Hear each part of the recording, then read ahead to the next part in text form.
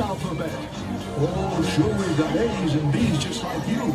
But we might have a few extra ones, too. Now, A is for apple, as everyone knows. Too bad we look out for B, a bodacious blue bubble. And bumblebees buzzing won't cause you much trouble. C is for cookie. Who said that? Please stop. This C is for the Circus McGurkus Big Top.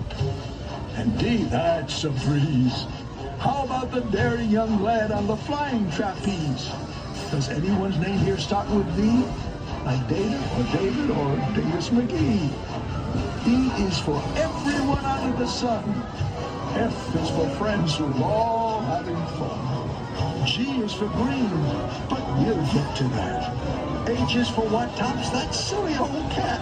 That's right, the hat on the cat. Or maybe just for the old hip, hip, hooray! Yeah, you can do it. Say hip, hip, hooray!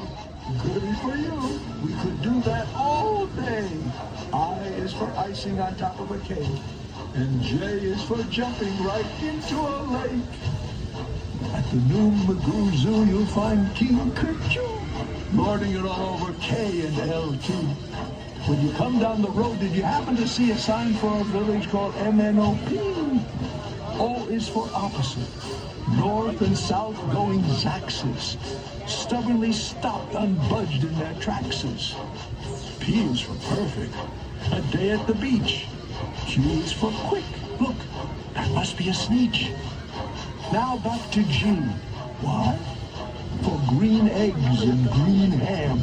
I really like them, I do, Sam, I am. R is for roundabout.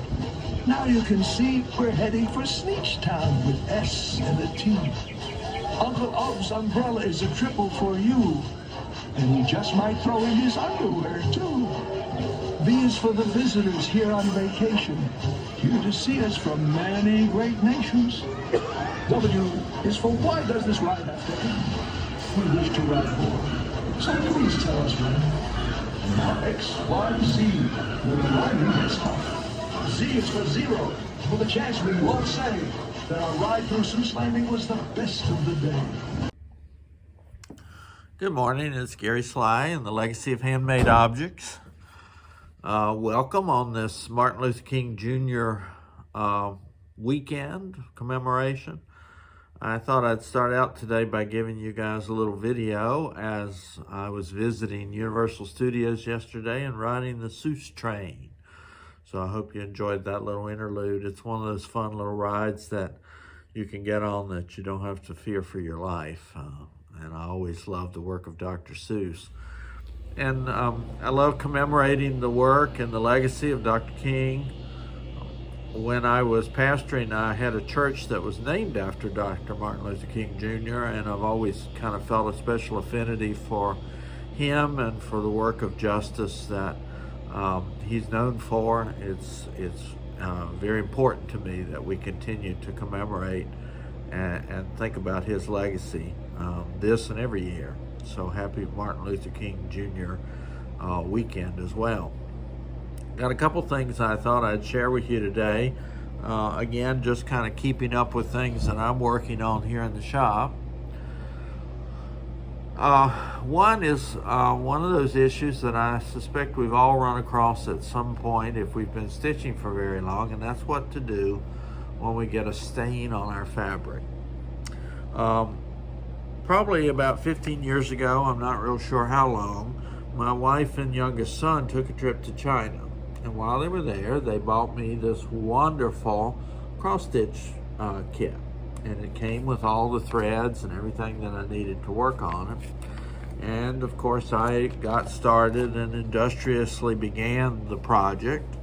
It's not one of the most exciting stitching projects I've ever done because if you can see there, the bamboo is a lot of half stitches and it's just a couple colors, and it's not quite as interesting of a piece as I usually like to do.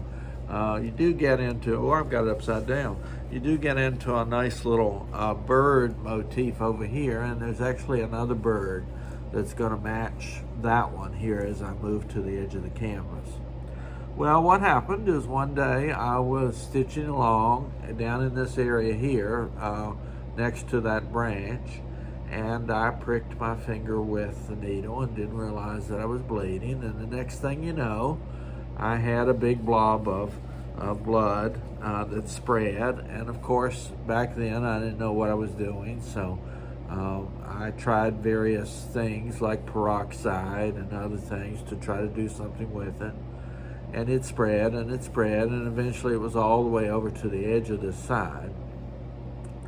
I got frustrated. I rolled it up, put it in a corner, and that's where it's laid for the last few years. Finally brought it in last week, and I had some new cleaner here that I had bought for the shop, and I thought, well, I'll give this a try. Soaked it in that over a weekend, didn't seem to do any good there. But my trusty assistant Barbara was here that day, and we started talking about other options. She suggested baking soda paste, so we gave that a try. And finally, we pulled out what probably everybody has ended up with at some point along the way, is the idea of bleach. And we're lucky that this canvas is pure white, so that bleach was not going to be a problem. If you can see this little leaf right here, you can see that there's a tiny bit of discoloration from the bleach that I'm actually going to leave because I think it looks nice with the rest of the pattern. But otherwise, all the blood stain is gone, and I can finish my china piece. So hopefully you'll see this as I get to working on it. It's not in the lineup right now, so I'm not sure when I'll get back to it. But I do want to finish it and frame it with a nice bamboo-looking frame. So I guess the moral of the story there is whatever issue you may have with a particular stitching project, don't give up on it. Don't throw it away. Jessica, one of my customers here, her son dropped a drink on a piece that she was working on with Winnie the Pooh. And luckily, she didn't just ball it up and throw it away. She actually threw it in the washing machine, and it came out just fine. So, you know, keep up with ideas, you know, and that, again, that's the advantage of a little shop, is that you can go in and check with other people and see what they've got going on. So support your local needlework shop, because they'll be there for you when you have problems and questions. The other big project I'm working on now that I started at least 31 years ago is a quilt. Back then, when my oldest son was still a baby, my wife purchased for me all 50 of the cross-stitch kits that Jan Lynn made at the time of the 50 states of the United States. I've always kind of been a big fan of geography and the trivia about the states. And so the idea of stitching all 50 of them was just fascinating for me. And over the course of probably, I would guess, about 25 years it took me, I stitched all 50 of the cross-stitch squares. Now, I'm not going to show you all of them here. And Jan Lynn's patterns at the time were pretty simple. So you got a lot of bright colors, and you got usually the flag and the state flower and the outline of the state and maybe the chief agricultural project. Here's Florida. You can see you got some nice citrus there. You got the Florida flag. A lot of people maybe don't realize what the state bird is of each area, so you've got that. I don't even know what it is, to tell you the truth. And we've got an alligator there, and the space program is. So each square gives some information about one of the 50 states, and it's this wonderfully colorful squares that now I'm going to put together in a quilt. Well, as the saga goes, probably about halfway through stitching all of these, and by the way, a lot of these have a story with them. These are small enough that I carried them with me when I was traveling.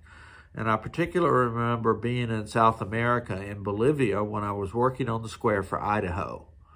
Now, there was no rhyme or reason as to why I happened to have it then, except I was doing them alphabetically. But we were staying, I took a mission team, a short-term mission team to Cochabamba in Bolivia. And we were staying at actually a religious community where the nuns ran the community and made meals for us.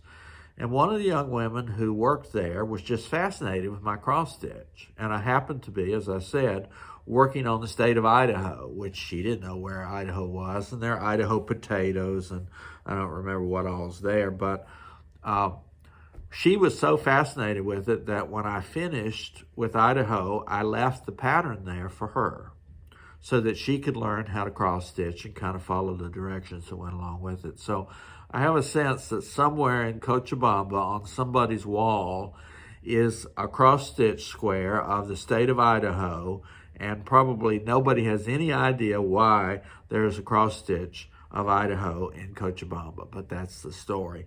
So some of these I really can remember where I was when I was working on various stitches. And obviously, as there are 50 of them, it took me quite a few years to work my way through that. Well, as the saga goes, eventually I realized I was getting near the end of the cross-stitch part of it, and I was going to need to start thinking about what to do for a quilt. There used to be a wonderful quilt shop up in Trenton, Florida, and they were known for their great variety of fabrics and also the fact that they had double-wide quilting fabric, 96-inch quilting fabric. So I went up there one day. That began a relationship that has been a very happy and healthy one for me with Sally Criswell, who had a cross-stitch shop up there, and I'm going to interview Sally sometime in the next few months, and I'll let you get to meet her as well. But I had been looking for quilt fabric that for me was a little bit off the beaten path. I know it should be red, white, and blue. That part was pretty obvious, but I didn't want just your old standard red, white, and blue. If I'm going to put this much work into a project, I really wanted it to reflect me. So I eventually found the colors that I wanted. Now the blue is a pretty standard, just matte blue cotton fabric.